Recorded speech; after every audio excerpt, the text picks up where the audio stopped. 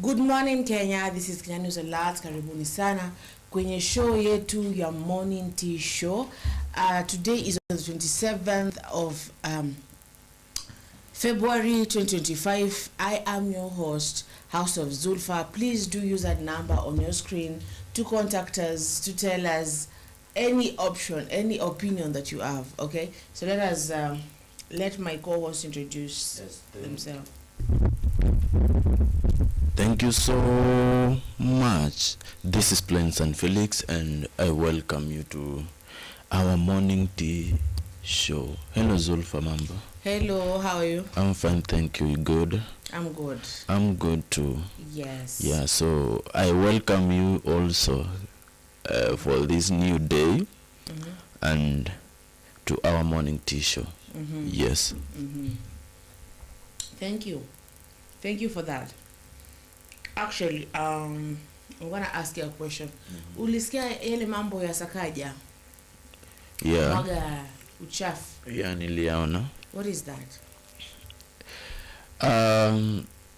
It is quite unfortunate, but at some point inabidi tu sasa watu tukubali matokeo. How do you accept that uchafu de kumwaga mbele ya nini? Now that is the best leader maybe people have in Nairobi, and that is the qualities of the leader that they have. But truly, when it comes to serious matters, he really messed up. That was not to be the best action he could do, maybe. That could not be the best option he could take. Well, that is just nasty, you know? So, very, very. Do you think he might get impeached because of that? No. Because people are calling for his impeachment, actually. No. People are calling for his impeachment. So, either way, so before we get to our main topic, let us go to the Taifa Leo ambapo tunachambua gazeti la Taifa Leo. We know what is going on, then we get into it. Kuna Raila na Ruto kugawana serikali, siasa za mwaka wa 2027 zikichacha. Then kuna Sinywi Pombe nikiwa kazini, mwalimu wa JSS aliyeshambuliwa Nyamira asema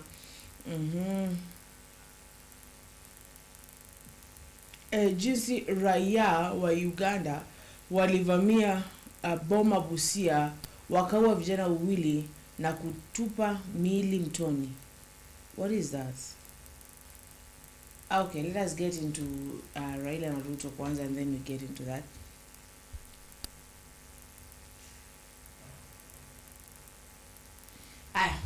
Siasa za nchi zitarajiwa kuchukua mkono mwingine wiki hijayo, wakati ambapo Rais William Ruto na kinara wa upinzani Raila Odinga wanatarajiwa kuweka wazi ushirikiano kati yao na kuunda serikali ya muungano. Bwana Odinga Jumanne alianza ziara rasmi kwenye ngome zake za kisiasa, ambapo alisema anashauriana na wafuasi wake kuhusu mwelekeo wa kisiasa ambao anastahili kuchukua kuelekea mwaka wa 2027. Hata hivyo, duru kutoka kwa waliohudhuria mkutano ambao aliandaa Kisumu, ngome yake ya kisiasa pamoja na ikulu ya Mombasa, zimearifu kuwa waziri huyo mkuu wa zamani ameshakata kauli ya kujiunga rasmi na utawala wa Rais Ruto. Now on that, I was listening to something this morning. Now, I'm going to repeat what that madam said or today on Citizen. So, amesema ya kwamba people used to say that Mr. Raila, and please forgive me, so was uncircumcised, and because he's not circumcised, he cannot lead Kenya. So what happened now that sasa saizi they want him to be part of the leadership of Kenya?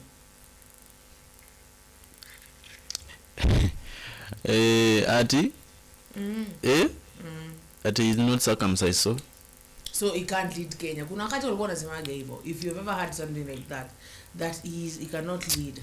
And right now ndio hawa wanamfuata. So what is that? You know, it sounds funny, right? Truly, it sounds not only sounding funny, but it sounds weird. How weird does it sound? So mimi hawa watu hawaeleweki. I don't want us to dwell on that, but they don't hawaeleweki. Mara huyu mtu ako hivi hatuwezi kumkubalia, and then the next moment ndio hawa sasa wanamtaka. Mbona wanamtaka sasa? Na walisema huyu mtu hawezekani, huyu mtu afanye. So what happened? What happened to that person that used to say is not good for us? What changed? What would you say changed?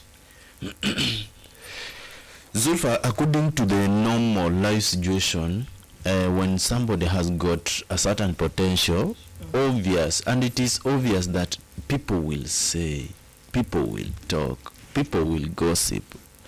And I cannot say that now, I cannot say that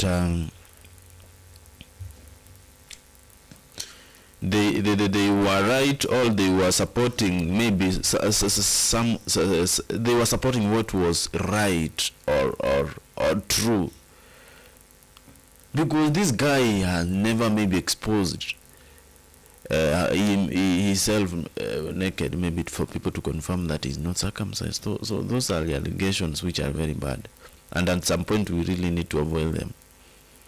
But the fact is, they were trying to say all those, or gossip all those, just because maybe to criticize the person negatively, and give some funny reasons why the person is not supposed to be elected as the president of the Republic of Kenya. So we really need to avoid those things and be careful when we are talking about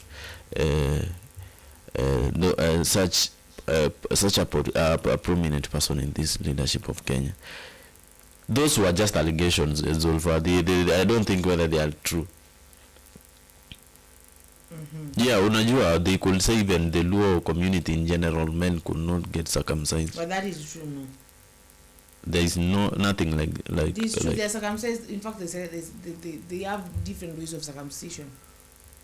Even when you go back to even the books, when it come to when we go back to the history, they used to avoid it, but late 1990s and up to date, they are living normal lives just like any other people, any other community in this country. Late 90s. I remember back in 2010 I saw a whole grown man.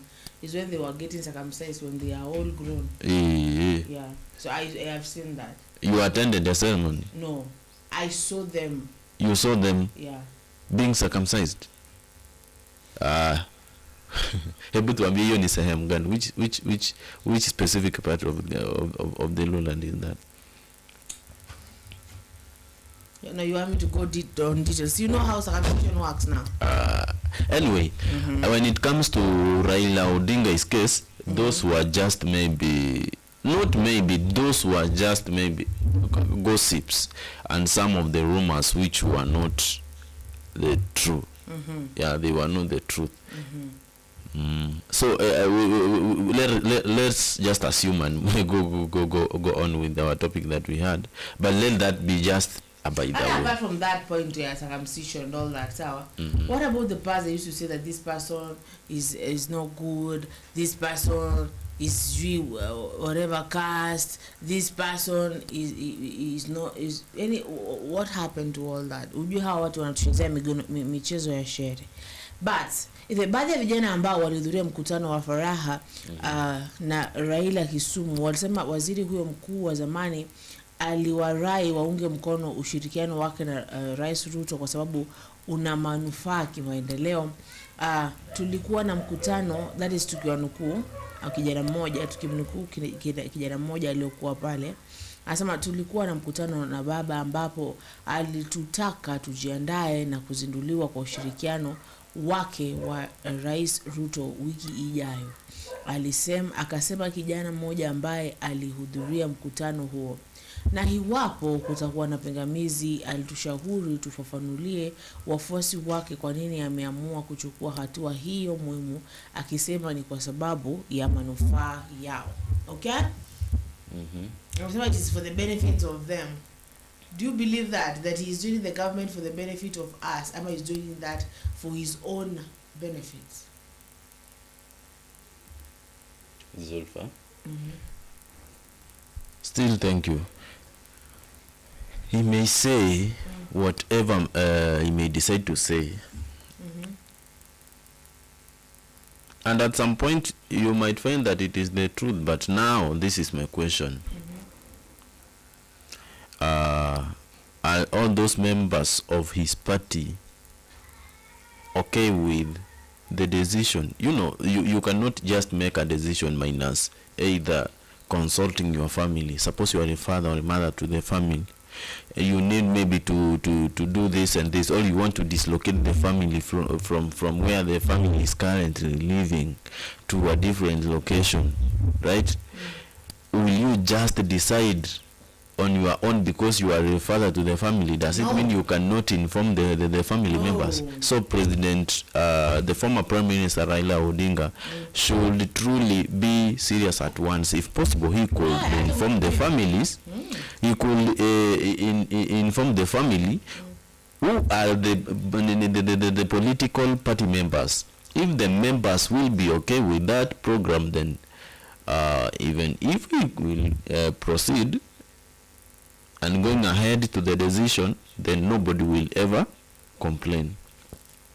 So, as long as the political party is not included in the decision making, in the decision which was made, and they decided to just do, then I cannot agree with him. Why then the other leaders are not going to his direction? So, I don't think. Okay. So, kuna hiyo familia moja. Just a moment.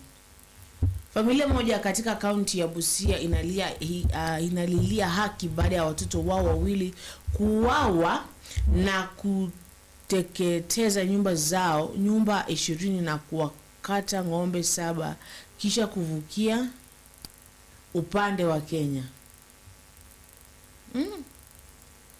Mama Susan Akuru kutoka kijiji cha Mangodewa, lokesheni ya Apokor, Modin, kaunti ya Busia, anasaka haki kutokana na mauaji ya wanawe Paul Amukaga na Stanley Opindi mnamo Februari 12. Wawili hao wamekuwa wakimsaidia Bi Akuru na ndugu yake Michael Opindi kupasua mawe ya kutengeneza kokoto, na siku hiyo walikuwa katika shughuli yao kama kawaida. Hata hivyo, baada ya chamcham, vijana waliopandwa na mori walivamia boma lao la kuwachukua Opindi na Amukaga, wakiwashtumu kwa kuwakata ng'ombe 7 na kuteketeza nyumba 20 Uganda. What? Tukimnukuu, anasema ya kwamba hawakutaka kumsikiza mtu yoyote, na walipouliza kosa gani watoto wangu waliokuwa wametenda, walitishia kuniadhibu kwa kuwalea watoto wasiokuwa na maadili. Waliwaburua wanangu nje ya lango letu ambako chifu wetu Gilbert Odera alikuwa akiwasubiri, akasema Bi Akuru. Alipomuuliza chifu kuhusu kilichokuwa kinaendelea, Bwana Ondera aliamuru wanawe wafungwe kwa kamba miguuni, kisha wakawekwa kwenye pikipiki na wakaondoka nao. Nilijua walikuwa kwenye mikono salama ya chifu na kuwa walikuwa wakipelekwa kwenye kituo cha polisi.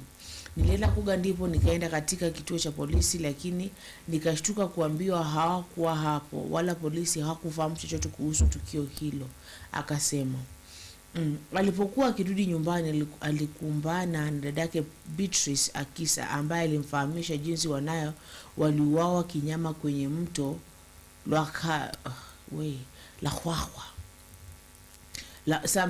mto la Kwaka. Tukiwa nukuu, bado anasema ya kwamba sikuamini kile ambacho nilikuwa naambiwa. Ni kama ulimwengu ulikuwa unaisha na ilikuwa vigumu kukubali kile ambacho nilikuwa naambiwa, akasema huku akidondokwa na machozi. Familia hiyo inaamini kuwa Chief Ondera aliwasindikiza vijana hao hadi mtoni kisha kuwakabidhi kwa wanakijiji waliojawa na hasira kutoka Uganda. Tukimnukuu, akasema Biakisa, chifu alitumia pikipiki moja huku nyingine iliombeba ambukanga ikiendeshwa na kijana mmoja kutoka kijiji chetu. Chifu na vijana waliwakabidhi vijana hao kwa raia wa Uganda kwenye ukingo wa mto Lwakaka kwenye ardhi ya Kenya. What is that? What is that? Aish. Tukiendelea, kwa machungu alisimulia kuwa vijana hao waliwapiga wanawe, wakawakata kichwa na shingo, kisha baada ya kuwaua waliwatupa mtoni. What? Mmoja wa hao wanakijiji aliteka maji ambayo yalikuwa na damu kisha akayanywa. Ni tukio la kusikitisha. What? Where? People, are we turning into... What is that? What is that? And where is this chief? Which chief? I hope this chief has been arrested. What? Hey. Chief Ondera naye alisema alijaribu kuokoa vijana hao kutoka kwa raia wa Uganda lakini akalemewa. Alijiondolea lawama kuwa alishirikiana na kuhakikisha watoto hao wameuawa. What is that? Tukimnukuu bwana Ondera, now the chief, sawa, nilifahamishwa kuwa wanakijiji kutoka Uganda walikuwa wamevamia location yangu kuwachukua watu waliokuwa wanashukiwa kuwa wahalifu. Nilikimbia na kabla nifike kwenye boma hilo nilipata vijana hao wakivutwa. Niliuliza nini ilikuwa inaendelea na wakanipuza. Are you serious? Are you serious? A whole chief atakupuza. Oh my God. Chifu huyo alisema wenzake wa Uganda walimwambia vijana hao walichoma nyumba na kuwakata ng'ombe mnamo Februari 11 kabla ya kuvukia upande wa Kenya kwa mama wao. Hata hivyo, Bi Akuru amekanusha hilo, akisema wanawe wamekuwa wakiishi naye tangu Disemba 19 walipotoka kwa baba yao anaishi Uganda ambaye alikuwa mumewe lakini wakatengana. Oh my God. Oh my God. What is that, people?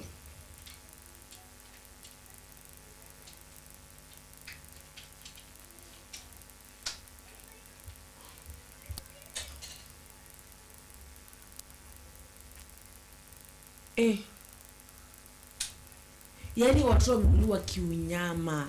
And the bad thing is, the bad and very sad thing is that chief ndo alikujia watoto, because pale juu imebaki ya kwamba mama alienda kwa gate akapata chief amesimama hapo. Chief akasema watu wafungwe miguu na waiko kwenye nini. And now chief is like, nilifika hapo nikapata already wanachukuliwa, nikauliza wakani ignore. Chief, una get ignored. How do people ignore the chief seriously? What is...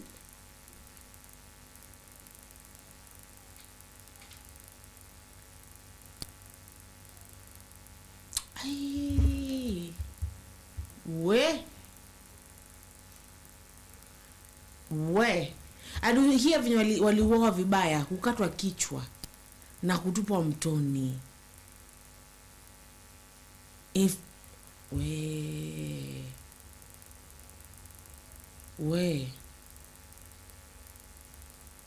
this is not good. This is not good at all. Some things shouldn't be allowed, and these were Ugandans killing our people. Hey. So mwalimu wa shule moja ya sekondari msingi JSS iliyoko Nyamira aliyelazwa hospitalini baada ya kudaiwa kupigwa na mwalimu wake mkuu amekanusha madai kwamba alienda darasani akiwa mlevi.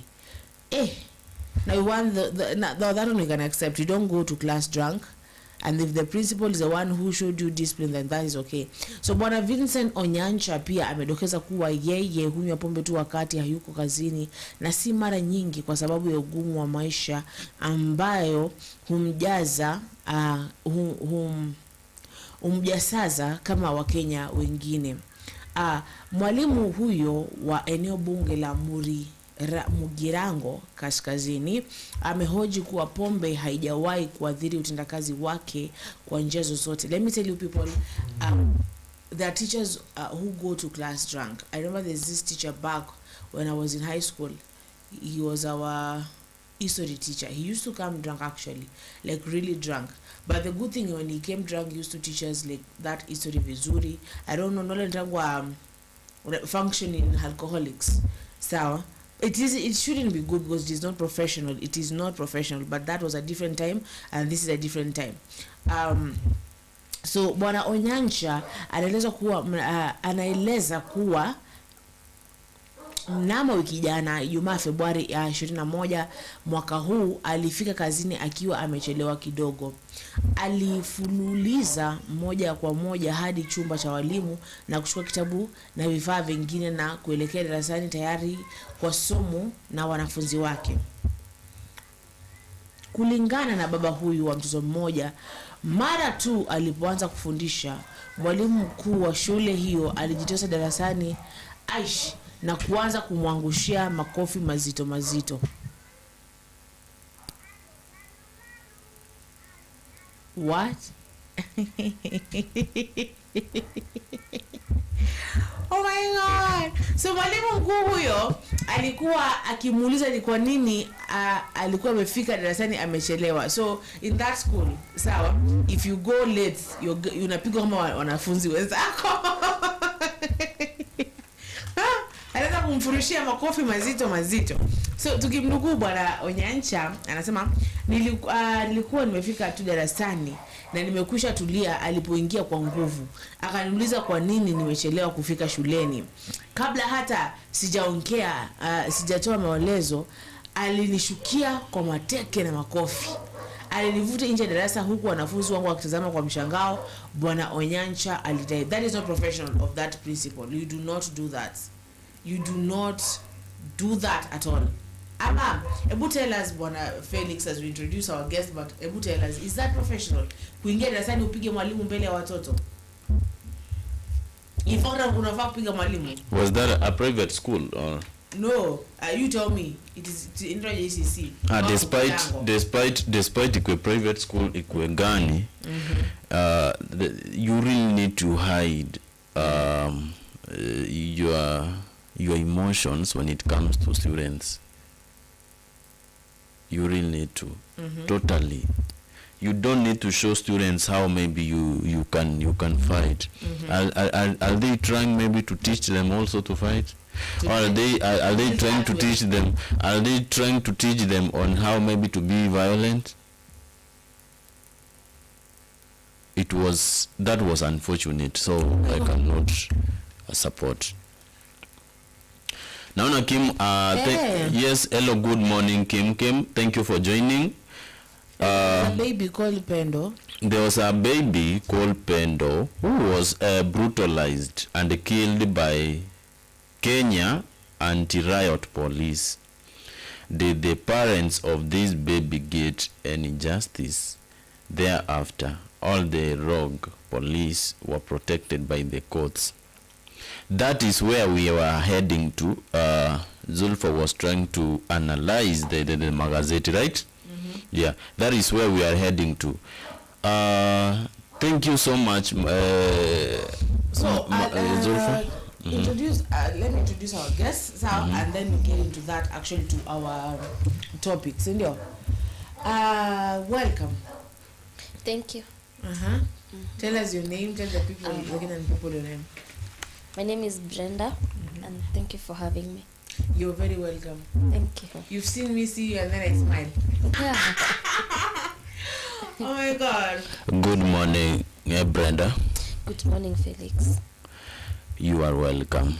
Thank you. Zulfa, you are making noise for us with your microphone. I'm making noise how? I don't know. So, Brenda. Yes. You are really welcome. Thank you. To the morning tea show. So, Zulfa,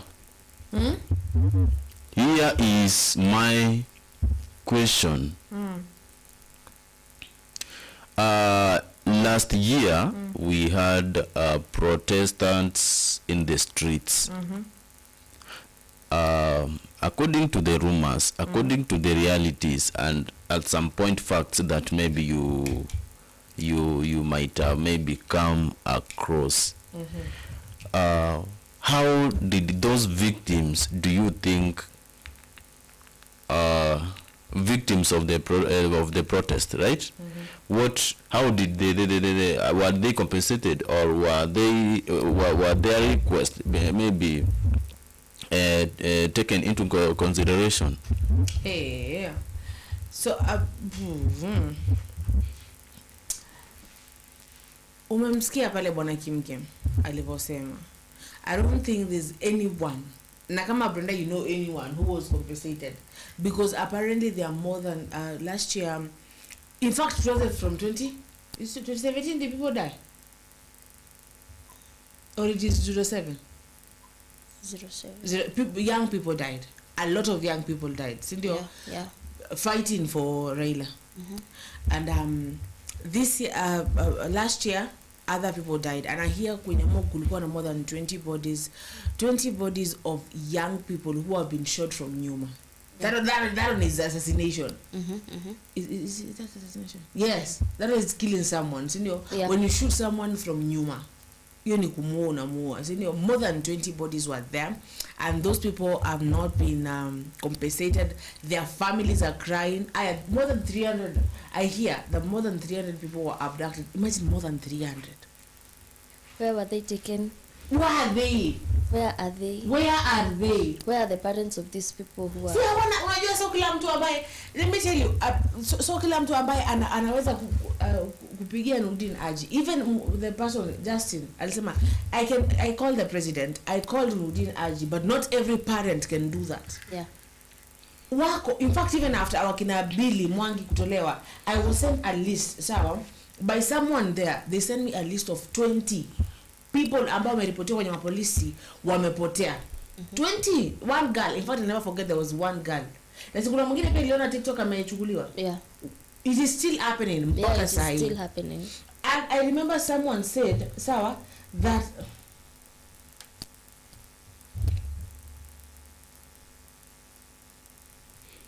okay.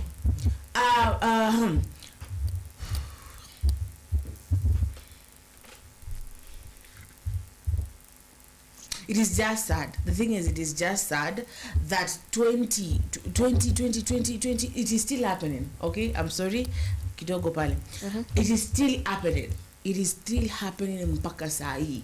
People are still going missing. Unajua, there's someone, I remember Gypsy said that kidogo these people distracted us with history at AUC. We forgot that children are still abducted. Kuna wale ambao mpaka sasa hawajapatikana. Kuna miili ya watu haijapatikana. In fact, the Mlolongo people, kuna 2 bodies have not been found, and other many bodies that mpaka wa leo haijapatikana. Si ndio? Yeah. So and it is just a sad thing that kuna mili hao watu Mlolongo ilipatikana imekata kwa, like there are some body parts that are missing.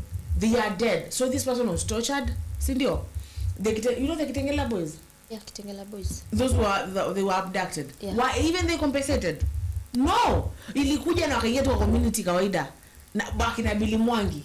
And then we hear someone like as the client saying, and let me saying that these people should get arrested again. Even as some other boys that were here, watu ambao na abductiwa wanafaa kufanywa. It is not easy. Let me tell you, the moment you get abducted, and even if you come back, ushaona mtu ambaye when you go to give birth, you come with PTSD. Yeah. And that is just giving birth. Sindio? What about kwenda kufungiwa mahali for days and being tortured? How does that feel? It's so bad. And I don't think if the parents were compensated, because tuseme wameuliwa na big people, they're going to silence the families. Vibaya sana. They're going to be threatening them. They'll be threatening them to keep quiet. And maybe there'll be one family member who witnessed it, na hata pia yeye atatafutwa afanyiwe the same thing. Yeah. So that's what they do mostly. Basically, it is not a good side. Yeah, it's not good. It's very bad actually. And what are we going to do? Kama umesikia this baby Pendo, sawa? This baby Pendo thing trended so much. Yeah, it trended. And that nothing happened. Yani tumefika kwenye serikali ambayo Brenda, you will be shot here and you will see umeshutiwa hapa na Sanse, sawa? Yeah. Na story and itaendelea tu hivyo kawaida. Itabaki, oh my god, Brenda was shot here and all that, and then ni hivyo tu. Even those officers ambao that they shoot these people, they should be held accountable. Now what money can really compensate them? Like for example, the ones who were shot at the first Maandamano, the Maandamano that was last year, or the way how are the families handling this thing? The first guy who was shot, I can't remember his name. Is it Masai? Is it Masai? Or was it the first person to be shot? Masai? The guy who was holding the water bottle, the one was shot by a police officer.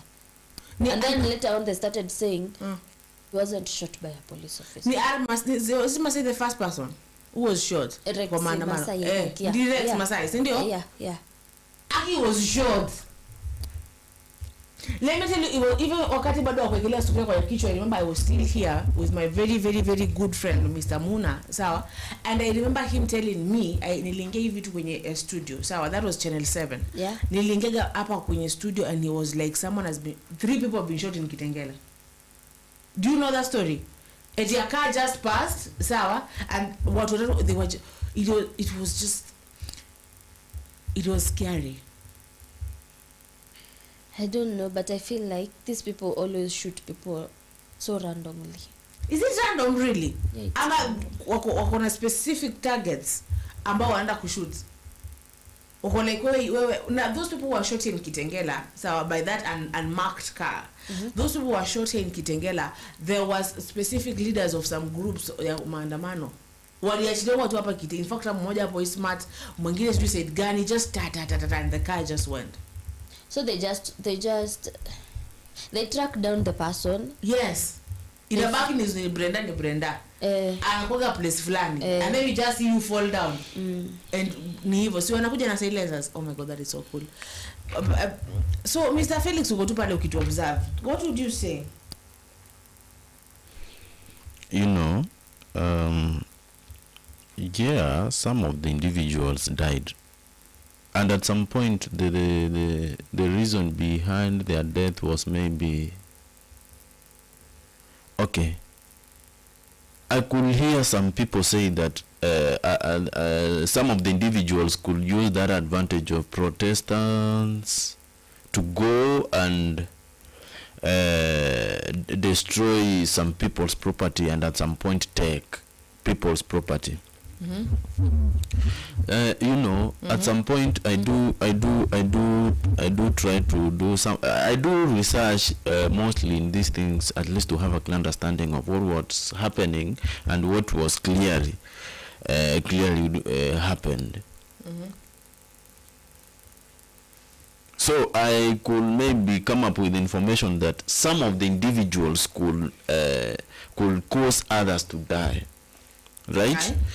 Sawa? Some of which yeah, some people could join the Protestants, but with different intentions. They could use that advantage to loot other people's property. You understand? Now during the process, unapata mtu kuna gunshot, and other people were shot intentionally. You remember that clip of a police officer who was not in uniform, right? Who arrested someone? No. That guy was not in uniform. He was in a sky blue shirt. He could get out of the police car just shooting randomly while running towards I don't know where. And what is that? Do you remember that footage? No. Zulfa, there was a footage which was trending whereby some police officer who was not in uniform. Felix, I don't like violent things. You understand? So that guy could shoot randomly, and he was caught on camera. Shooting randomly? Yes. So. And I shoot live bullets. I don't know whether it was live or. So the question is, my dear, my dear is here. So, are these people the victims of this of that violence? That violence, yes. Are they supposed to be compensated?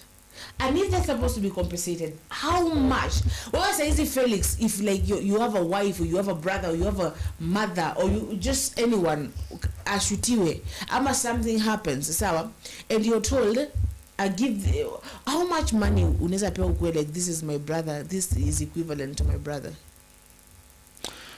No, there is no amount of money that can replace somebody. And I once told you that you cannot buy a human life, right? But the fact is, some people died innocently, just like the Pendo. Baby Pendo. Yes. The family. I don't know whether the family was compensated. You heard they were given something? No, I didn't hear. By who? Hakuna mtu alipewa kitu chochote. That's why unasikia sasa. And I remember back when niliulizaga wale watu wa Billy, wakina Billy, wakina Kivuli, I asked this same question here. We were here with Lewis and you, and I asked, see, this person should be given something, and you are like, oh, afai kupewa, but they should be though. They should be given something. So it will not be equivalent to your brother or to your sister or to whatever, but you should be given something. So, kitu. They were not given. Although obviously sisi sema nikipewa 20 billion itatoshea mtu, but at least, si ndio? At least the reason why at some point maybe we have not had any cases of compensation, it is because most of the individuals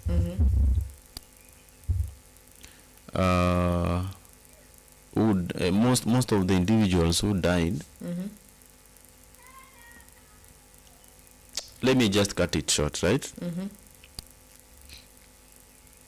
They were not on the line of duty, whereby maybe the individuals are not police officers, they are not even civil servants. So the line of duty ni kusema aje? They were not assigned to do that by the government, so it could be easy for them to be forgotten. Felix. Sasa si police wangekuwa. officers follow instructions. At some point, by the way, let me use even South African English. From above, these people get instruction from above. Like, what do you say when you say they're not in the line of duty? What do you mean by that? Somebody told them to shoot. Yes! Like, why are you coming with live bull? Let me push myself like this, kidogo. I want to see Felix vizuri. And this is my question. If they were instructed to shoot. Question. Sawa. Police anapata instructions from who? Sindio? Zinatoka from above. Una understand? Wao kukuja na live bullets kwenye maandamano. Who said come with live bullets? Like, they get instructions from above, from uko. Wacha kabisa. Wacha, stop. Zolfa, when somebody is instructed maybe to kill, are they instructed to kill while the instructors know that they are going to compensate those people? They think, ama they thought haitafika point tuseme it will get in. These people think these leaders are very arrogant that like awe ende ufanye unafanya si mimi nakushow kama vile like the right now ule dereva alimwaga nini takataka mbele ya ni steamer house. Yeah. Alimwaga hapo mbele. Do you think alimwaga hapo mbele because yeye mwenyewe ameamua let me go nikamwaga takataka mbele ya nini? Alikuwa ametumwa. But ujinga amekuwa scapegoat sasa. Yeye ndio scapegoat itabaki eti we're gonna know let me sasa yeye ndo atashikwa, si mkubwa wake, sio Sakaja. Si Sakaja atashikwa. I have seen. Stop. Any like it is. So it is very difficult for somebody to be compensated. And yet he was not assigned by the government to do whatever he was trying to do. I'm telling you the truth. So you want to say that random people were shooting? Let me tell you the truth. Let me tell you the truth. Some of the individuals died innocently, right? Yeah. Just like the one our fan amesuggest hapo chini. Unajua huyo hata watu wanaweza pata even people could maybe not allow, people cannot allow the due to that pain they can even go to protest again, and you understand, and the government can guarantee. But when it comes to somebody like Felix, right, who was throwing stones to police officers, right, it will not make maybe sense to the government to compensate me because I was against it. So maybe they are not compensated right now because they were against the government. But to me, let me ask, are not supposed to kill them. Nobody's supporting the killings, and in fact we condemn the killings, right? But then, do you remember back when I remember back nikiwa high school, I saw this video, sawa, and that video was of this police officer shooting people live. Pale Isli, you were gonna see vijana wawili. Have you ever seen that clip? Live. And those kids walikuwa jitu wameiba simu ama walikuwa pickpocketers. He shot them live. Like piga magoti hapo tu. What courage is that? Ama they know they're going to be protected by the courts. You know, we need to know every person. Si kila polisi uko na bunduki yake. Ni bunduki ama ni bunduki? Which one is which? Bunduki. Okay. So, kila polisi uko na bunduki lake, si ndio? Acha kunicheka. AK-27. Now the thing is, kila mtu haukuwa na bunduki lake, si ndio? Hilo bunduki lako si ziko na the bullets. We know your bullets? Ama like these bullets are from this gun. Who was carrying this gun? Ama who checked out this gun? Ama hakuna hiyo process ya kucheck out gun. Huyu ndo amecheck out, alicheck out hii gun, yule ndo alifanya. Ndio upate if this person alishutiwa na this one. Ama hakunaga forensics Kenya. It is just like ameshutiwa. Wewe mwili ndo katupe huko. I don't think if these people follow up. But someone told me unless you're really rich. Yeah, hata uko rich people wanafanywa nini? Hao ndo wanafanyanga kila kitu. Mimi nikishutiwa hapa itabaki maybe ni ex wake. Ni ex wake alikuja akamshoots. We are following up with the ex. Hakutakosa story. Hakutakosa story. So my ex was like 3,000 miles away. They will not get any. Ata maybe he has never held a gun. He never. But Abaki, the ex is the one, the boyfriend, the people, Felix. Your enemies. My enemies. So it is not good. It is not good, and these people should be compensated. Jana jioni, after you left. Yeah. Jana jioni tulikuwa tunaangalia story ya yule polisi ambaye aliweza kufia huko Haiti. Now Inabaki is not the only. They are saying that's the first police, but that is not the first police. That's many have died. First, yeah.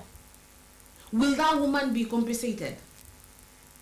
In fact, history is here about the Gen Zs alone. Many people need to be compensated. Because in fact, kama huyu mtu wa jana wa huyo polisi, Mr. Samuel, they died on the line of duty.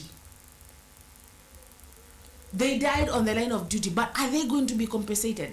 In the history of Kenya, who do we know that has ever been compensated? You know, and not even the only ones who are in Haiti, even the ones in Somalia. Is it Somalia? Yeah, it's Somalia. we don't know how many people die there. We don't know, and many people die. There are many who die. And they're supposed to compensate them. But we really don't know if they compensate them. Maybe they compensate them a half of the money, a quarter of the money, and then they let go of the story. They forget it like that. Ukienda pale kwa ofisi kama wewe ndo bwanako alikufa ama wife, unaambiwa unazungushwa ofisi zote za Kenya. Enda pale, enda kwa yule, and then you never get the money at the end of the day. You never get that money. Ni kama like how we heard that these police officers have been told that wakupea 200k. Sawa, Peter, there's this Peter guy. Sawa, a very, very, very good friend of Kenya News Alert, and he was like, alikuwa na comment hapa naambia, these people were told they'll be given 200k wakienda Haiti. Sawa, but wengine wakupea hiyo do. Walipewa 20k at the end of the day. 20,000 unaachia bibi yako, and we don't know if you're gonna come back. And then Felix was like, our women now are going there. Unaona?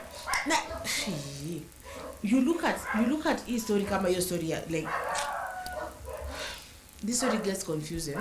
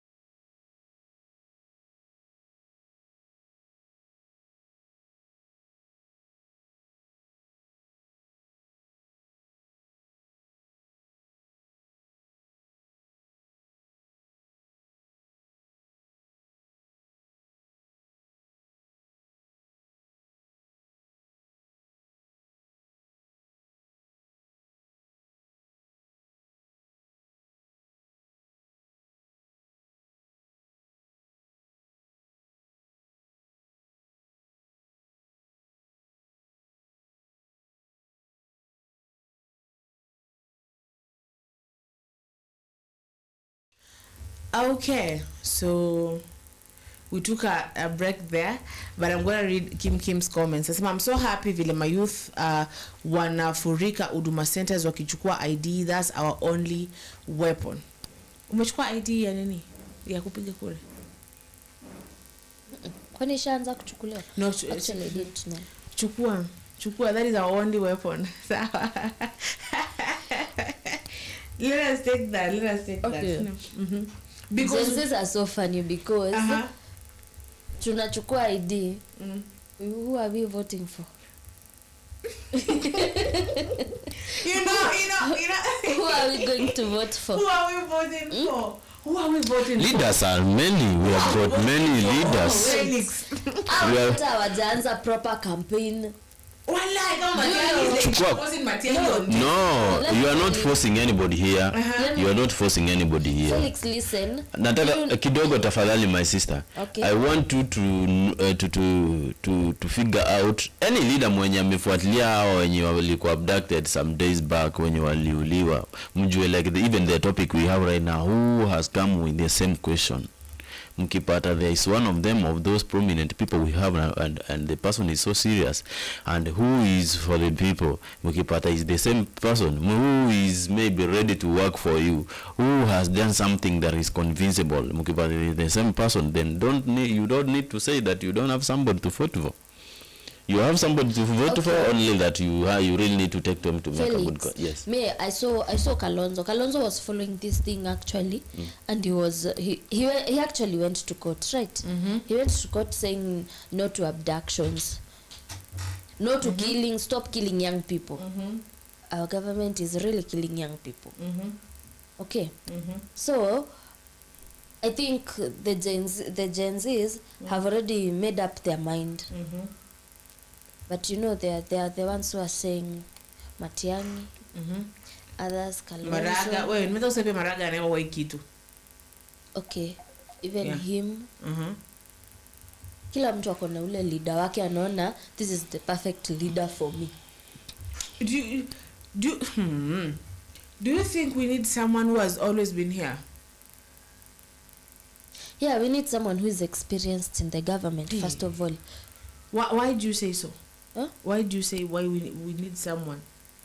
Someone who is experienced, because you can't just go and get a new person and this person doesn't know what he's doing.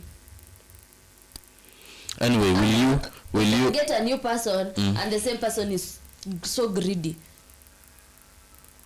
That person will be so greedy. Okay, I mean, on my opinion, I was thinking, what if we get someone new who doesn't know mali ya kuibia pesa? Hapa nikiweka do fulani hivi ndaibia pesa fulani, unaona? What if we get a virgin, like a whole virgin ambaye they don't know nothing. They know nothing at all about history yote. Just like who? The people who are campaigning are the people who have been there in the government. Anyway, let me read some of the messages that Nili received. Okay. So one of our fans anasema vijana na Gen Z msiitikie kugawanishwa na hawa wanasiasa tena. At such that kama unakemea Gachagua inamaanisha una support Ruto, na kama unakemea Ruto una support Gachagua. They did this in 2022. Mnajipata mnaulizana mnapea Ruto ama Raila kura. We must not allow this to happen again. Hii upuzi ya Kingpin iliisha July 25th. A new Kenya was born, I believe. So saa hii nataka vijana maze hata tujiongelee. We dictate the terms of the country we want, and let me tell you something, hakuna mtu atapinga kile vijana wameamua wanataka. There is more than 15 million of us, and by vijana I mean anybody below 35 years. Njuu vile iko hata nyinyi mnajua Gachagua, Uhuru, Ruto, Raila, Wetangula, Joho, Mudavadi, Kalonzo. All these people are one. If one benefits, the other benefits. Mnasikia hiyo? Yeah. After separating us hawa jamaa wanapatana kwa meza, wanagawana shares as Rigathi called it. Sisi raia ndio tunaachwa tukichukiana. Nataka vijana tuwe na msimamo wetu. We become the opposition na tuingize wengine parliament. Hawa wakifanya from the inside, sisi tunafinya from the outside. Na inawezekana, it's not rocket science. So inawezekana and it's not rocket science. So my youths lazima waungane. My youths lazima waungane. Kuna shughuli inataka mbogi. That is true. Yeah, that's also Another message anasema Ruto hataki tupumue, but it's okay, nimeielewa. But at least leo mko fiti, naona mko na topic yenye iko very strong. Thank you so much. Lakini hiyo ni one of the queens that we have in the universe. Anyway, so what were you saying? Why is smiling? Why is smiling? I can't smile bure. Yeah, thank you so much. The fact is, we really need to see those people who died innocently, just like baby what? Pendo. Yeah, to be compensated. Right? We want those people at least to be compensated. How old was baby Pendo? Compensation is not necessary, but ni vizuri wakifanywa hivyo, because compensation will never replace that life. You ni kama kununua life, but let those people who are compensation is necessary. Compensation is necessary. Unaweza taka brother akufe ndio upate compensation. But it is necessary when it happens. Yeah, it is necessary. Yeah, it is necessary. Let me not give such opinions. But the thing is, it is like very necessary for compensation to be given out. Sababu like you lost someone, at least hata nipeni bashara nililie diani, that would be better. Sindio? Then you have no. Let us think. This person is already gone. Right now, if you lose, let's say you lose your husband, sindio? Leo sikia haya ndo huyu shemeji wangu, sawa? Ameenda. Na uambiwe because if this is maybe they died somewhere and it's the fault of the government or something, then they are telling you we're going to give you like 20 million. Utakata? I can't. You cannot. Let me tell you, siwezi kata. Yeah, siwezi kata. Yes, it will not replace the husband. But yes, watanipatia ile pesa, si ndio? Yeah. But my husband will not come back. Yeah. That is why nilisema sasa compensation ni kitu yenye inaka mzuri sana, inaweza kukuletea comfort sasa. Ni ile sasa inafai maybe ikusaidie somewhere, uanzie mahali kama ni bwanako.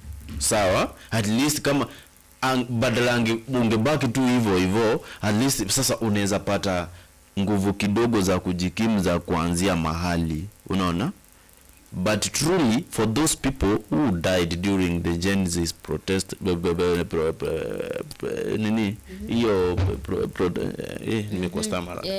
the Genesis protesting period, they are supposed to be compensated immediately. If possible, they or else they go to file the cases. We have got many lawyers who can do that. Let me tell you the truth. There's somebody who was coming from the hospital, right? The person died even while having drugs in his hands. A man could explain that his son was not part of the protesters. He was not even protesting, right? But when he was coming back from the hospital, he could encounter protesters in the streets. They were in action. It was during that moment that guy encountered his death. So it is very unfortunate. Somebody like that one, the family really needs to be compensated, if possible, right? Everyone who died though. Yeah, that's a person should be compensated, but everyone who died though. Wanafaa wakiwe watengewe. No way, si kutengwa, kutengwa tuwashi. wawekewe. Aya, Zulfa. Yes. Many people died, right? Yeah. More than 100 people died. Oh, what? Kama tuko na pesa ya kuonga sasa hiyo inaweza kosa aje? That money 78. How will that maybe it will we Felix, get what I'm trying to say? It will not, it can never, so it can never ever replace your loved one, ever. Never. But it is something. Kama huyo kijana ambaye amekufa, he was the hope of the family, to assume hivyo, sindio? Angepata pesa ambayo ingesaidia familia yake. What if right now we give that family 20 million? It will not be the same as their son, never ever. Please understand that. But at least somewhere, at least wanasema kwenye hii nyumba tumekaa ni pesa ya huyo. It is because of Mogaka we are sitting here. It is because of, please, I have to pick up or something. Brenda, continue. So guys, to me I think money cannot replace money will never be the answer of your maybe. And money cannot be the answer of everything. Yes. You do. Yes, and money, people say money can buy happiness, right, Felix? Right? It but cannot. Money cannot buy happiness. Imagine you have lost money your kid, cannot buy happiness. Alafu hii 20 million umekuwa traumatized, umekuwa na mashida za mwili, za akili, because ulipoteza huyu mtoto. Ukiingia ile nyumba unakumbuka, unaona picha yake, you just remember, you will forget about the 20 million. You will never forget. You will never forget about that person. You forget about the money, but you cannot forget about the kid. People, all that, everything that you're saying is valid. So it's good. You will never forget. You will never. So I lost a grandmother like recently. I will never forget her ever. So she will be that woman that told me a lot of things that I know right now. Yeah. But what if when I'm in the even unaweza pewa 20 yen?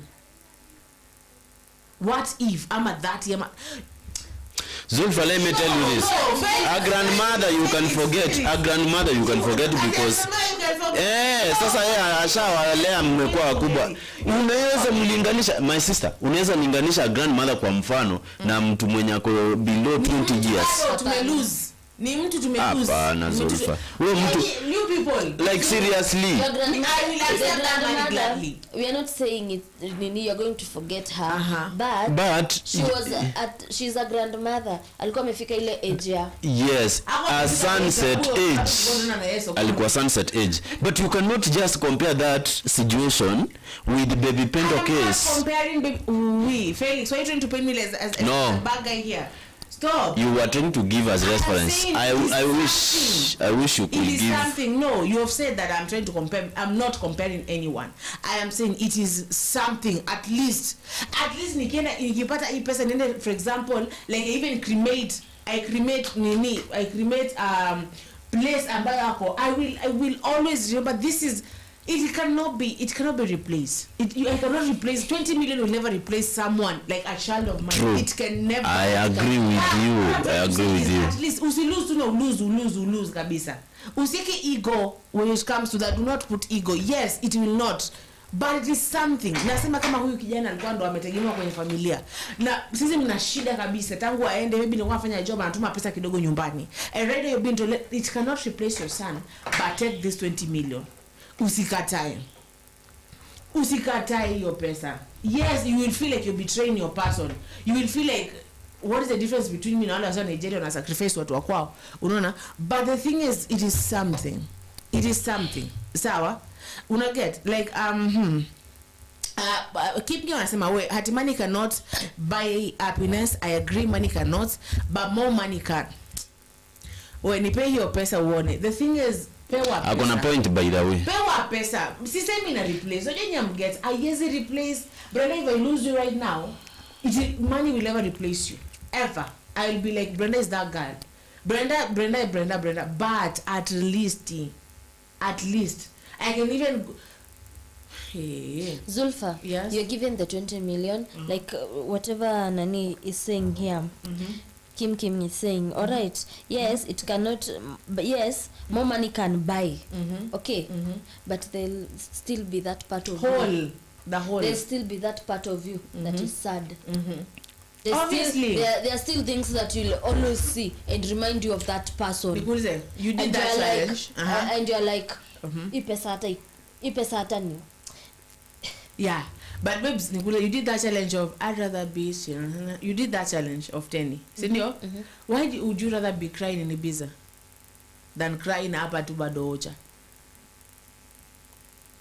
See, you'd rather be crying there.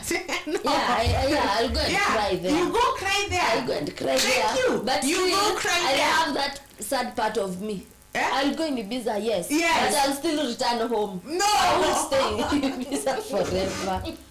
Let us buy land in Ibiza, Basi. So we shall go. Always the best. So let me say it cannot.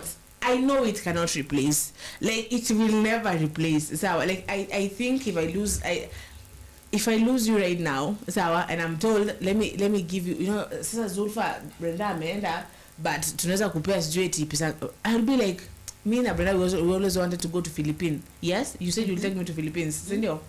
You remember for Jericho Rosales? Now the thing is now, so I will go there and I will remember you there.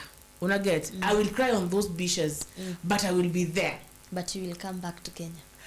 Yes, I will. It will be sad, so that you're not here to eat this money with me. When I get, but at the end of the day, at least kidogo too. Like I'm gonna say like 20%, 80%. I'm sad, but 80%. It is better. At least life may change. So I'll be like, I'll dedicate the entire, I'll sing even a song for you. I'll dedicate the entire money to you and be like, Brenda is the reason why I'm having this money. Yeah, you're not here, but at least. Uget? Pale Peter anasema, good morning Zulfa, Felix, Brenda, and Kim. Hope mko fine, tuko poa. How are you, Peter? And then Peter akamwambia Kim, kumbe you can also change because of money. So that is a whole story. So Kim anasema compensation ya maana, kwani hawa young widows watale. Exactly. Kama huyu wakajiado tunatafuta saa hii. Sawa. At least akipewa hata hiyo 20 million akona watoto. At least. I am not saying that compensation is bad. Pain will be there. Pain will always be there. Yeah, it will always be there. Pain will always be there. You will be crying at night. She needs school fees. Yeah, she needs school fees. Yeah. If you see, she is like they wanted to jenga. She needs, and her children need to wear. Yeah, but the problem is, will she be compensated? We are looking for her. Actually, we are looking for that person. Nimemuuliza dada fulani, na I hope we shall get to meet that woman. So anasema watoto widows watelea watoto na nini? Some have innocent young kids. Yeah. Very innocent. What if my husband dies today and we have like 4 kids? I need that money.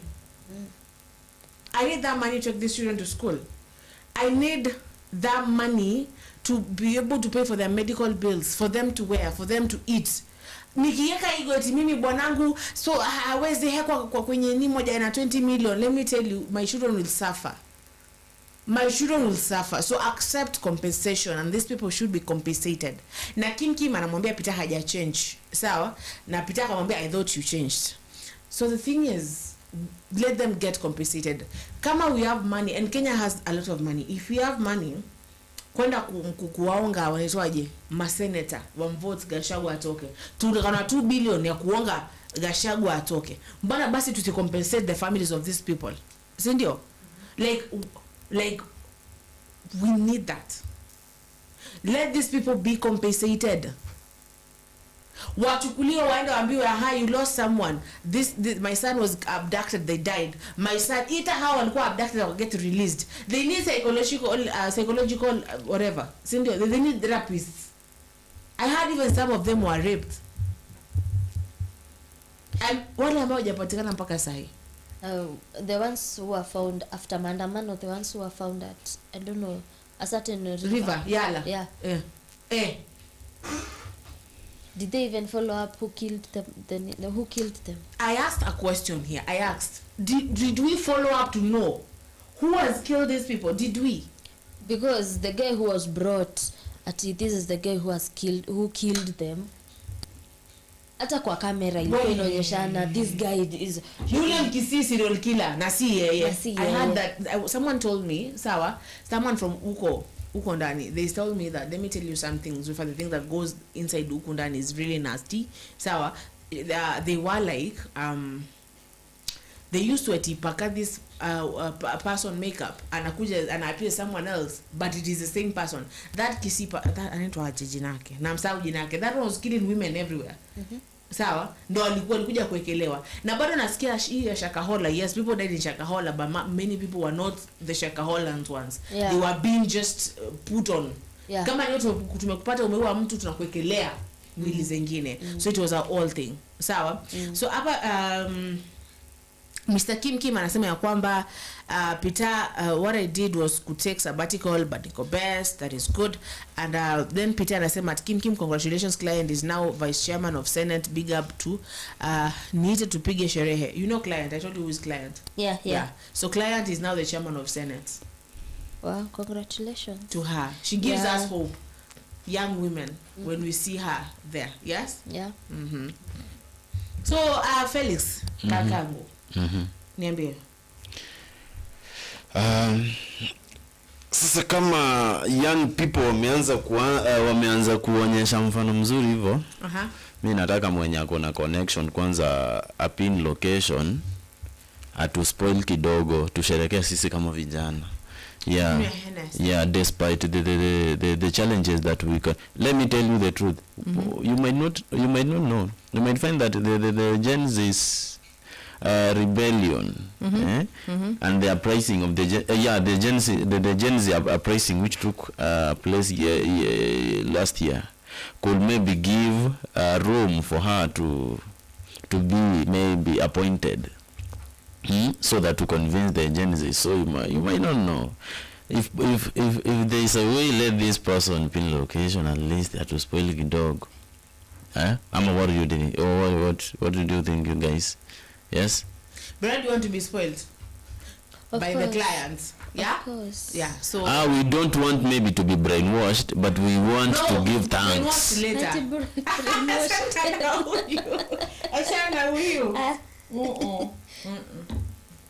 Wachopeleke tuende tukanini. So Kim anatuambia that by the way, do you know that Ruto owns CDN Bank? The same bank ndio ina collect pesa za SHA. Anyway, Kenya iko na wenyewe. Anyway, Kenya iko na wenyewe.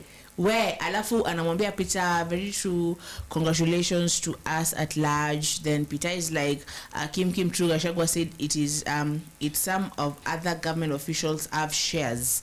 So these people na hii shadow ilipi watu? Hii shadow isaidii. Na hii shadow itufanyie mambo because this money enyewe Kenya unasema iko na wenyewe, because they take this money, they use it for their own shit. Wanaenda Dubai.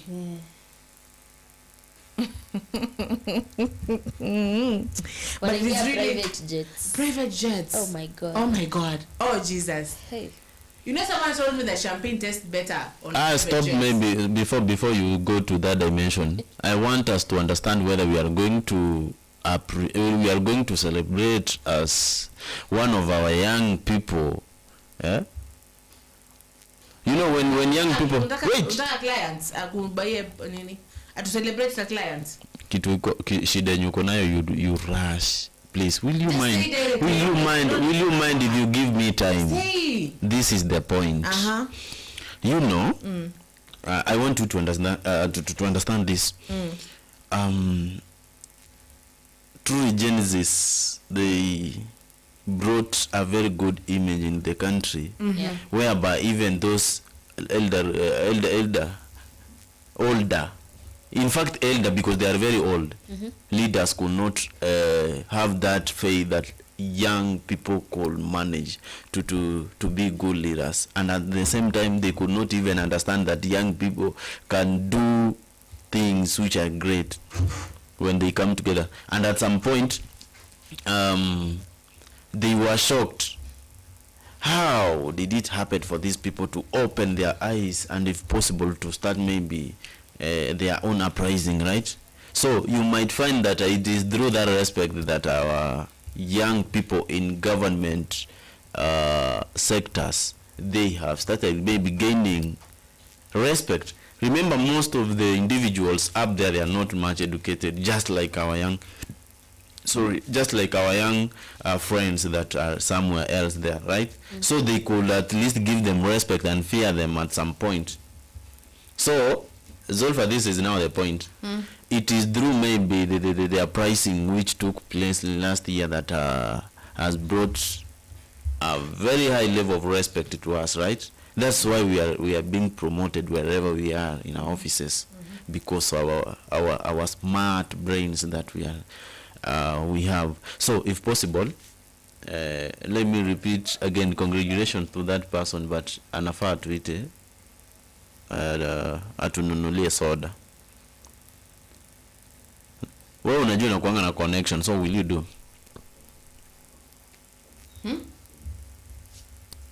Will you do? Uko na connection. Will I do what? Make sure that you're there. Wewe achana naye. Wewe achana naye kabisa. Unakaa sijaje. Wewe achana naye. You know, I don't get. I love someone who's straightforward. What do you achana nayo. What do you want?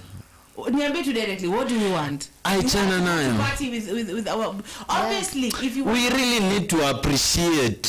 We really need to celebrate. Stop hiding. You are just hiding there. Yeah, stop hiding. Amaniaje, my sister, we really need to appreciate any step we make, right? Yeah. Yes. we are here to discuss about the deceased people who were compensated the previous year. So Zulfa, this is the point. You really need to be very serious at once. So what is the point? We really need to appreciate and celebrate that great achievement. Yeah, we need to. Yes. We need to. So if possible, anafaa tembea hapa studio kwanza tuambia naisi anje. Yes. And this is a good call to all young Kenyans to remember that they have got a very, very, very strong potential that they are supposed to exploit. Yeah, they really need to exploit their potential. So apparently, about the situation in Yetunongelea sahi, I heard that some of the people went ahead and they were like, she should be impeached, ama kitu kama hiyo. But guess what happened? Instead of her kutolewa, she was given that promotion. What was the reason behind impeachment? Halali. Yeah. I'm asking you, yes. What was the main reason behind that impeachment? I mean, it's Karen. We don't even need any explanation. You don't. Well, when last time you came and told me what? You had seen what? That is personal life. That is personal But life. Ni kama sasa mnaweza anza kunimpeach kutoka kwa ofisi kwa sababu maybe nina kafiti. Na watu wanasema nina kafiti. That is my personal life. People should leave those. That's now what we call jealousy. Yes? That is what we call jealousy. My sister, we have got personal lifestyles. Yeah. And you have your own way of living that makes you survive and feel comfortable wherever you are, right? Then what is the impeachment cause for? Kwanza wewe mwenye mnamuimpeach tunataka kusikia amesema nini kuhusiana na those people who are the deceased, yes, who those. Let's see if kama if she would ever come. Maybe we could ask her like physically and be like, dear client, what do you think about these people? Do you think these people should be compensated? Some things you need to ask mtu akwambie mwenyewe na mdomo yake, because you can't speculate. What you just can't speculate. Let me read the comments pale. Kuna Peter anamuuliza kama Kim hiyo utanunua mzinga, and then Kim is like Peter, very true, hiyo nayo lazima tutapiga sherehe, we'll talk ASAP. And then Peter is like, at Kim make sure I'm present in the sherehe. And then Peter is like, Felix, true Zulfa should organize that we have been celebrating her without knowledge. We can't finish 50k. But then we can't finish 50k. Can we finish 50k nani? No, we cannot finish 50k. Yeah. Peter, we cannot finish 50k. Let's organize hii kitu. mtu wa hali hapa sawa atuorganize nini unikome yeah.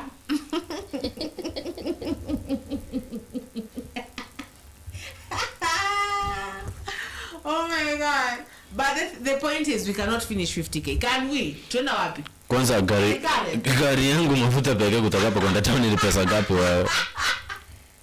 And you know mimi ni mtu wa yogurt na nini na Del Monte sawa. So like let's say Felix ni mtu ya nyama choma, si ndio? Wewe ni mtu ya nini? Yeah. And mimosas and all that, ndio? Yeah. So like we can't even finish. Peter, what are you? What nini? Yeah, true Peter, hatuwezi maliza juu Zulfa mwenyewe vitu expensive wajui. Hata taska yenyewe imemtosha. That hurts. Guy.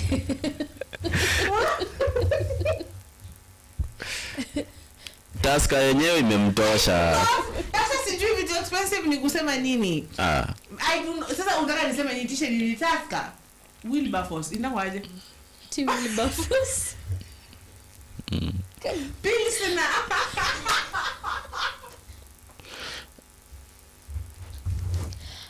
Wilberforce Mosioka wherever you are. I'm sorry.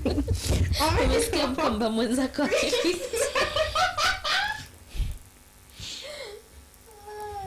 Pilsner. Okay, Pilsner. In terms of Pilsner. Is it Pilsner? That one. I don't drink though, so I don't know a lot of these beverages, but I know nakunywa yogurt. Hiyo nayo mnieke yogurt na Del Monte. Ama tu crate mzima ya Passion. Serio, mnieke tu crate yangu baridi hapo. I'll be good. That is good. So 50k we can't finish. Wewe mama Blue Lagoons ni 500 moja. How many can you drink? only one. What? Yeah, so you see, and Peter with Taskers, we cannot finish. So client ambiwe that we cannot finish. We're just simple people with simple requests.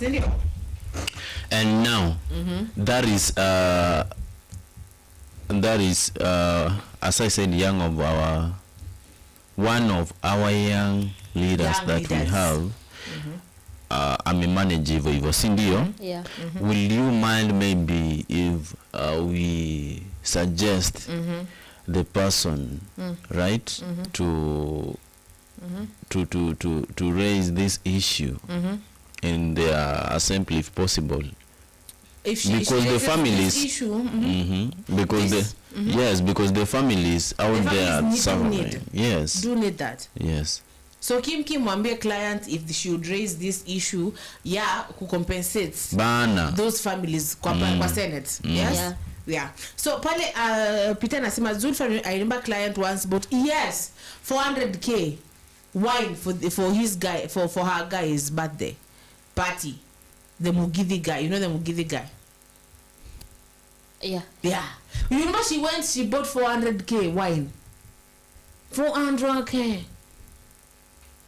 Kuna watu wabarikiwa Sana. What is the most expensive beverage you've ever bought? Most expensive kabisa. Nyamazi hapo. Exactly. I can tell you. So, like let me not to say. Yeah. But the thing is she bought. Kama nza buy yake 2 years 400. Sisi 50k is what?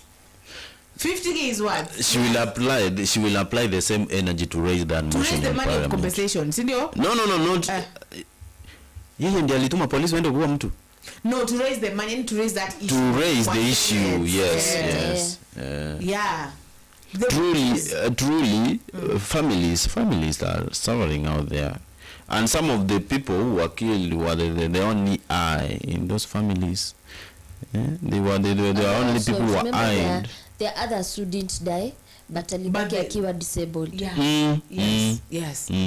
Afadhali sasa hao watu wote waangaliwe, at least we understand that the government, despite what happened, it really tried to give a hand to those people. But then let me ask, watu wakienda jeshi wakija and they come with PTSD and they come with maybe their hand was blown off, their eye was blown off, or their leg was blown off, are they given anything? Yes. Yeah. They are? Yes. What are they given? Obviously, they're supposed to be compensated. They are compensated wisely and nicely. Good money. Yes. So the police officers also should be compensated. Yeah. They do. They are compensated. Yeah, they so do. this woman is gonna get compensated. Yes. You remember that police officer who was blown by Nini? The hand grenade. They had. No. It was a tear gas. It was a tear gas. Okay. And his hands were blown off. Yes. Was he compensated? He was taken to the hospital. Yeah. They did his. I think they did his surgery. Right. And from there nobody had anything else. Akamwenda chini ya maji. Ulisikia nini? Sijasikia chochote. That's what I'm asking. Huyu mtu ameblowiwa hands, ndio? You want to be able to hold a gun again. So that Alikatwa suswa. Because this man was cut mkono suswa. Oh my God, it was nice. Yule sasa ndio hata ile huyo ndio nikikumbukanga sometimes na feel vibaya. Hey, don't joke with those machetes from Masai. In fact they Njora. Yeah, that thing is so sharp. I don't even remember how that hand went. Ilikuwa huko na yeye alikuwa hapa and then he was just bleeding all over. It was very painful. Now we got a shingo in the process, Jamani, because I think he did. That was the next move, you know. I don't know, but someone told us that there was they sued the person who did that. Where? Did they? Yeah, Raya, we take care of our police officers. Alafu alienda na bunduki. Yeah, the Rayas. Yeah. It is not good. Peter nasema Kim aache kupotea juu amefikiwa, should update us. Update us. Tuambie kama tutaweza kupata mzinga. Of which is not mzinga actually, it's just like Blue Lagoon, nyama and yogurts and then Peter jasema is for what? Sindio? So these people should be compensated, especially that is the thing, the victims of Maandamano, people who went, these are the modern Dedan Kimanthis who went to kujificha kwenye forest, walienda to the streets. Our heroes. They should have a monument in Nairobi. Kama wale to get blown in 1998. Yeah. They have a monument somewhere. Yeah. Yes? Their names should be written. Their names shouldn't be forgotten. Inafaa kuandikwa imeanza Rex Masai. Yeah. Rex Masai and all the others. Baby Pendo. Those people should have a monument. Lakini when it comes to Pendo, hiyo kitu inuma sana. Let me tell you the truth. She is very young. She wasn't supposed to die. In fact, let's assume it was accidental, but compensation matters a lot. Lakini police anaweza point benini gun kwa mtoto. That's why when you see, yesterday we had this topic, yeah, and people were like police officers. People do not like these people. How dare you do that? How? Lakini nani Zulfa? Pia wao ni wazazi. Nani, my sister, are you sure that a police officer can point a gun to a young kid who is innocent? Let me ask you. Do you know that person? Some do, because you have had police officers who kill their wife and kids. They shoot them. Gota. Just a moment. They shoot them. Just a moment, you people. Just because he owns a gun. Do you know that police officer who went to arrest a woman? A woman was somewhere sitting with Mogoka and amejipanga tu vizuri and whatever. And then this person is like, she was drunk. The other police officer was drunk. I can't. Have you ever seen that video? Another kumwaras huyu madam mwingine. Bure tu wako like eti I'm a police officers. Utadu. And then she's like looking for the gun. These people, I don't think these people should have weapons at home. I have a cousin who was like a very beautiful, but the thing is, so they shouldn't have, because kuna mtu ambaye kijambo anachukua tu gun na kupointia gun, and this is a gun. Sikia history hapa. Kim anasema niko hapa. Alafu anasema hivi, msikie watu. Sawa, so we need to like really look for money. Unaget? Yeah. Anasema atipita niko hapa, ati sherehe haimalizi 50k. Kwani tunakula chipo?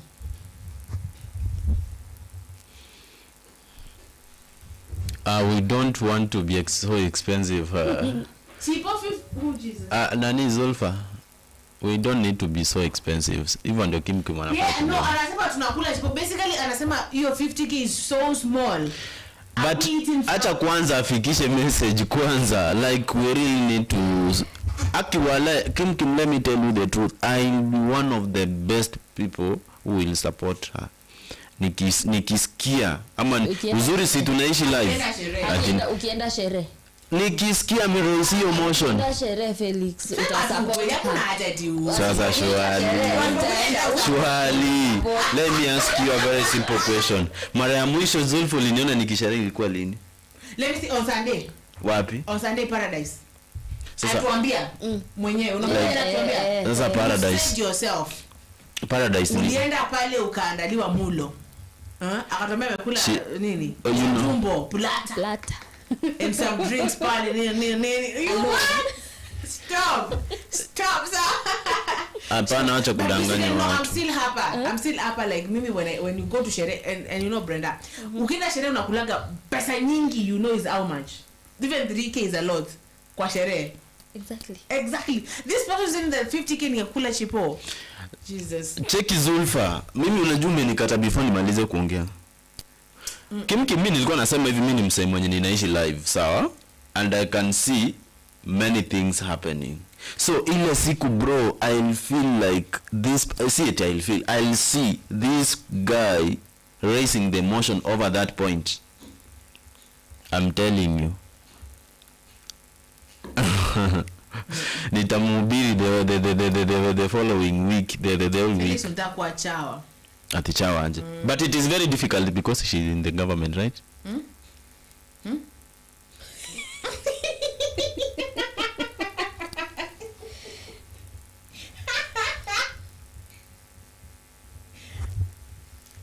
Mbona cheka? Felix, you know I know you. You're a very good person, sawa? And I know kama hata kupeleka sherehe, you will be here being like, what's na mambo ya clients? I personally, I respect everybody, so don't maybe misinterpret me. Let us not even get into that. Man. So, lakini kimkumwe make sure kwanza nimeona crazy issue. Kwanza tuone kama inawezekana. Kwanza inawezekana, please. That is my question. Ama how do I wish angekuwa ametujoin live nimuulize swali. But let's go the last time nimeona kwenye Senate mimi. Mimi nimemuona juzi. When? I want to see that clip. When she was trying to congratulate Raila over the AUC and whatever. I don't know why you people you do take her for granted that way. Peter amesema at Kim Mzinga ni 25. Sawa? Ni 25 Mzinga. Mzinga gani ni 25? Zulfa wacha story mingi. Basically, nauliza swali, wewe unajua Mzinga? Sawa, hiyo ni yangu na Felix. Felix anakunywa soda. Let's think we each take 15k. Zulfa ni Del Monte, wewe ni hile ya 10k alafu nyama. Sawa? Del Monte is 600 shillings, yes? So we are cheap people. Just common mwananchi. Mambo ya kusema 50k ni achivo mimi nanishtua roho mpaka saa hii. 50k chipo. Wish. So basically just that. Na kama the client can raise that issue as you're saying kwenye Senate that watu walipwe, these people be compensated, it will be really good. So yes. Before then maybe we meet her. Understand? Let us think this through. Sindio? Meet her, we tell her this baby pendo. Kuna huyu na huyu. Physics, but then you know things are made through drinks. Sawa? Decisions. Yeah. We tell our clients we need this and this and this and this. Una gets. And tunataka wendo useme hivi na hivi. Familia ni hii na familia ni hii na familia ni hii. As we share that drink. Yes? Sindio? Yeah. And then Kim anamwambia Peter, nice idea, you can make a good HR. He can. And then Peter is like, yeah, I am. Kim anasema lakini si zile pombe za kupoteza macho.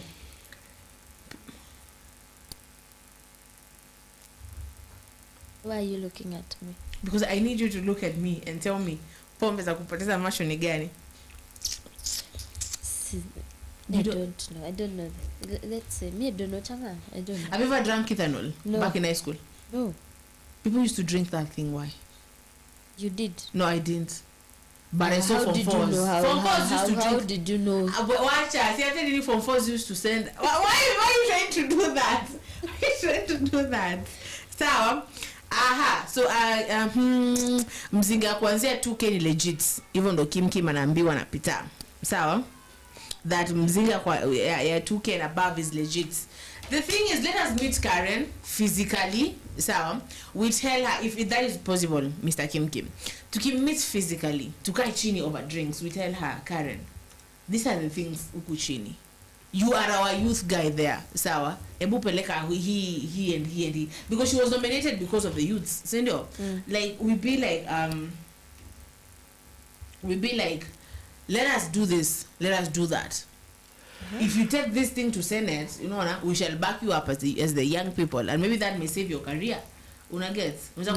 A governor at some point, and maybe one day you might even kidogo become something great in this country. But let us see if these people can be compensated, because they need that money. Do you think Mama Pendo has healed? It is hard. It's so hard. Usually, I was with a madam somewhere, sawa, and we met somewhere, and we talked, and she told me some issues, and then she was like, in fact, she said that her husband wameweza kusana bwanake tangu wapoteze mtoto. I'm sorry, bless you. So they were like, tangu tupoteze mtoto wetu, tangu we lost our child, it has been really hectic. Let me tell you, I've seen marriages break because of kupoteza mtoto. Even families break because of losing a child. So do you think that Baby Pendo's family is good mpaka sahi? So maybe their mother is blaming herself. Maybe kama hii maandamano singefanya, maybe they're blaming and all that. And then you see there's no justice at all. The police officer who shot this person, sawa, like, it is not good. So if at least kidogo they can see some justice. Now, hata wakipewa compensation is not enough when you see the perpetrator who killed your child is still moving ashikwe. You are compensated, then these police officers who shot these people, who killed these people, who hanged these people, sababu kuna watu washakuwa viwete saa hii, wapelekwe kwenye they get arraigned in courts. We see them, justice in a prevail. Sindio? Yeah. Kim anasema sherehe nayo nitapanga, we have to celebrate, so that is good, yeah? Yes? We shall be there. We shall avail ourselves. Del Monte tu kwa wingi, Lagoon kwa wingi, Nyama kwa wingi. And Peter anasema Kim, we are waiting very eagerly. Now the thing is, as we are talking about this, tumesema these people we have in fact tumebakisha 7 minutes. Sindio? So Brenda nakupea nafasi useme how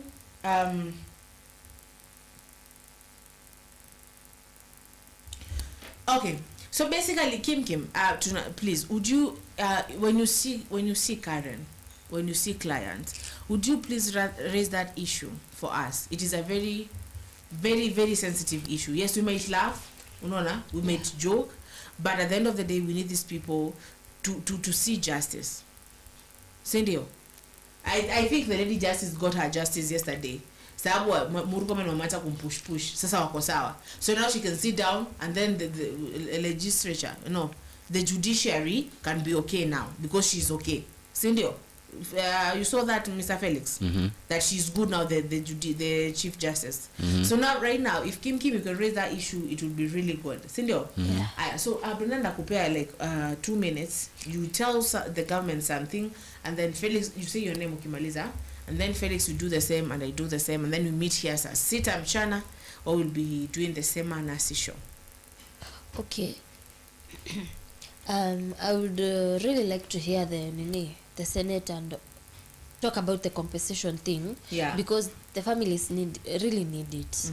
There's someone out there who maybe their wife or the husband was a police officer, was working for not even a police, it's not a master police officer, but maybe was working for the government, and they are out there suffering. Okay. Not even only those who are supposed to be compensated, but even the money that the old people get, they're supposed to be given their money. The pension after working for the government. Yeah, they're supposed to given their pension. So I think the government should really consider this, because these people are suffering out there. And they worked for a very long time. Yeah. So my name is Brenda, and thank you for having me. Oh, I love you. Sema. Zulfa, you love Brenda? I love Brenda so much. Right? Yeah, very much. You don't know us. Okay. Sawa? Brenda, take care. Yeah. Thank you. Take care wanini. Take care why? Nichokozi umeanza. Take care why?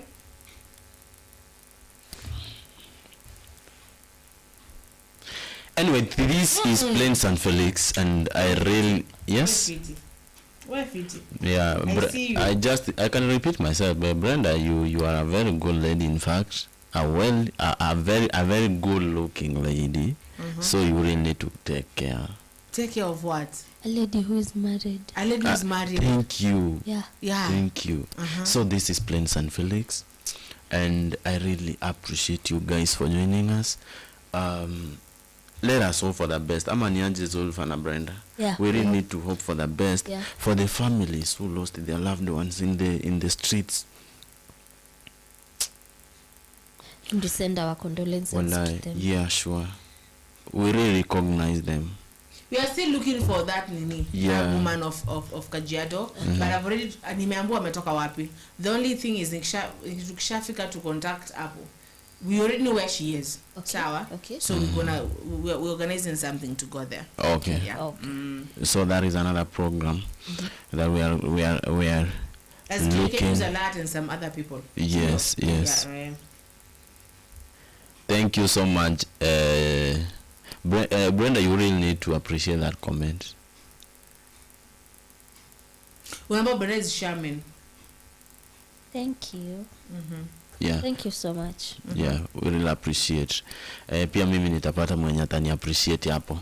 So, thank you so much, tukutane saa 6. Someone is jealous. Why? But it's like that. Mzoe.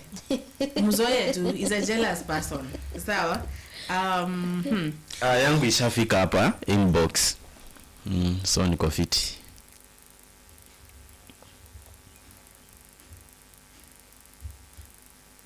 Langu jicho. Okay, so Nyota, yangu nyota. there's this song. You know that song, brother? Yeah. So the man tells the woman in that song, sawa, that the star of kupenda pia yeye ndio hiyo tu kustar yenye anashika. Isn't it? Yes. Now Felix, yeah? Let me remove my glasses. I want to look at you. What have I done? I won't be wearing glasses anymore because I've seen a lot. Sawa? Usinichokoze tafadhali. Okay. Hata unajua nilegeuka nikakuwa kijana mzuri mwenye. But you've been a good person for the last few days. Tuendelee na that streak. Guy, si nilikwambia yangu itafika. Wait. Yes? It was bad the other day. I told you. No. I came here and I'm gonna go on. Sawa, but let me tell you, this person used to be like pain somewhere that I won't mention here, but used to be that pain. Can I tell you something? Mine is here. Mine is here. Well, mine is here. Only that the person likes it being private. Yes. Zulfa, mimi nitakungaria wallahi sikudanganyi. Mimi si ya. Unataka kuniforwardia message nione vile umeambiwa? Mimi si ya na nitacrop sikudanganyi. Please do. Do I finish the show then you show me, or you want me to read it live? Ukitaka. Okay, but send it. Wacha kwanza ni kuonyesha. Nadhani ni mchezo. Mine is here.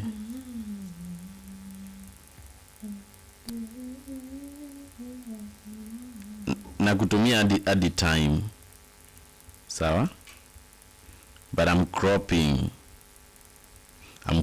ndio usiende kuiba namba au uende kuchochea. Nime crop uzuri.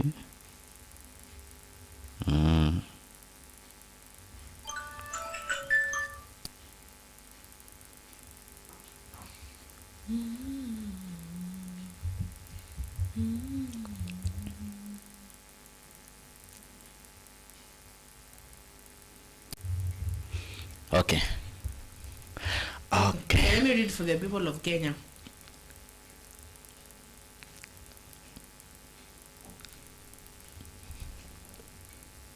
Let me. It's not for today. Sawa? It's not for today. Yeah. Yeah. Guy. This is not for today. Are you sure? Are you sure? Sawa? This is not for today. At least umeonyesha vile sasa hata umeamini. But ameambiwa basically, sawa? Ati? Ameambiwa basically Ati? that he looks good today. Sawa? I can't see you, so let's say to me very glasses and the thing is, you look good today, and Brenda, someone is giving you their heart. Do you receive the hearts?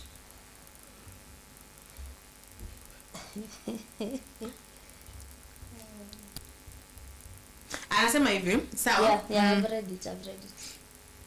You're good with it? Yeah. You're ready to receive the hearts? No, thank you. No, thank you. Okay. No, thank you, Kim. Now, you look good. The message is from one of our best, sawa? And she tells Mr. Felix that he looks good today. Niite vizuri tafadhali. Nikuite aje? Felix. Usianze hizo ujinga. Felix tafadhali. Usianze ujinga, nasema Mr. Felix. So do not. Toa hiyo aya hapo mwisho. I'm Felix, my sister, please. What have I said? Nasema Mr. Felix. Is there si unasikia vile unaitamka? If my tank is mzito, my tank is mzito. No. You just can't say change Mr. it. Felix. Okay? Itaenda hivyo Mr. Felix. Okay? Unasikia lakini. Zulfa, just leave alone my name. Anyway. Mr. Atwori. Mr. Otoli. Okay? Mr. Otoli, thank you so much. Thank you so much. Thank you so much. Now the thing is, clients tumembo tumeshaambiwa, but let us finish the show. Tupatane hapa saa sita kamili for the other show. My name is Zulfa. Thank you so much, my people, for joining us. Thank you, Kim. Thank you, Peter. Thank you for the silent. Why do I say ghost viewers all the time? Thank you for the silent viewers. Thank you for some of you that are texting me hapa. Like very good friend of mine called D. Thank you so much for always being hapa nasi. Okay, you know there are many people who is Brenda has walked out, but when she comes back, we shall tell her the information, Kim. Okay, so tupatane hapa wakati mwingine. Bye.